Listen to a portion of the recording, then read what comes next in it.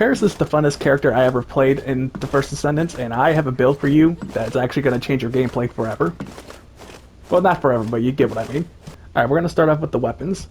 The first thing you need is Secret Garden, the reason why, unique ability, skill power. For the reactor, get the Toxic Mechanics reactor for Techs and Toxic skill boost.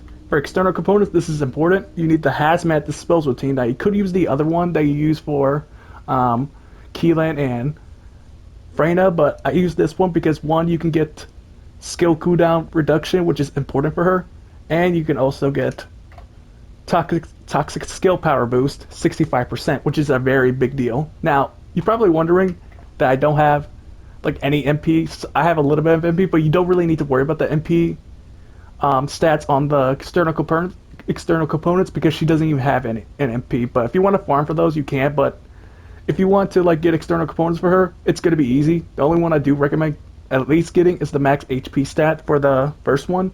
But other than that, you don't really need to worry about anything else. You could get shield recovery, and that's pretty much it. But overall, this is what you need for the external components. The trigger module, I use the battering ram.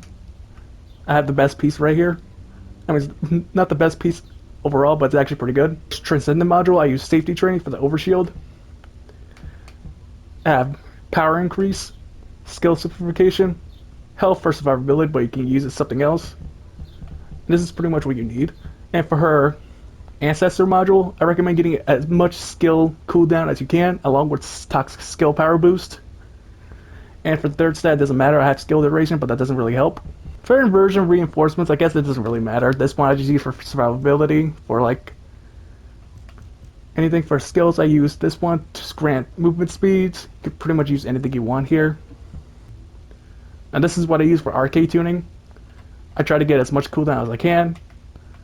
For this one, I use Corrosive Overshield for Toxic Skill Power Boost 22% for 10 seconds. And since she gets Overshield, this is pretty much a good one to use, but you could use something else if you wanted to. You can use the Poison Vulnerability, Toxic Chains, Catalyst, anything you really want.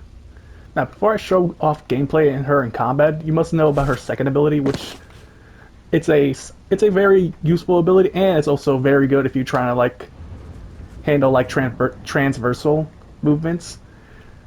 And I recommend getting used to this before you start playing her, because it's not that hard to get used to. As long as you get the basics of it, like the basics of her, like how the ability works, and you just gotta look at all of them. The one that I mainly use is the slam right here. You can also use the triangle for like movement. So if you can't use the vehicle for some locations and you need to move, just do that. As you can see, you can actually get pretty far with this move.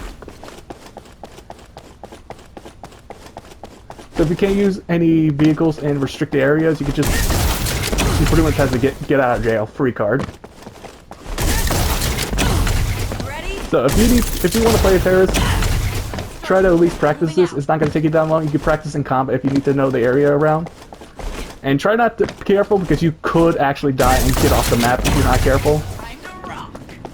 But overall, she's a really fun character to use, and this is one of my favorite abilities.